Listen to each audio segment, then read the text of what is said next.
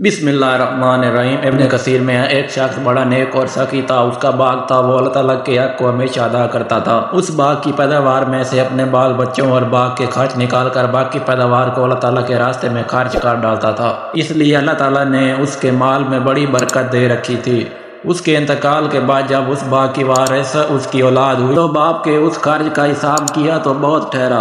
उन लोगों ने आपस में मशवरा करके ये तय किया कि हकीकत में हमारा बाप बड़ा ही बेवकूफ़ और नादान था, जो इतनी बड़ी रकम मुफ्त खोरों, गरीबों और मस्किनों को बिला वजह दे दिया करता था। लिहाजा हम इन गरीबों के हक को रोकें और उनको कुछ ना दें तो हमारे पास बहुत माल जमा होगा और हम सब मालदार हो जाएंगे। जब ये मशवरा कर चुके और बाग के फल पक गए और खेती तैयार हो गई तो रात ही को उन लोगों ने कसमें खाई कि सुबह होने से पहले पहले रात के वक्त चलो और रात को फल तोड़ लाओ ताकि किसी को खबर ना होने पाए। चलते वक्त पिछली रात को एक दूसरे को जगाओ और चुप के दबे पाँव चलो ताकि आसपास के गरीबों को खबर ना होने पाए कि आज फल तोड़ने का दिन है, वरना अपने बाप के दस्तूर के मुताबिक मजबूरन कुछ ना कुछ देना ही पड़ेगा।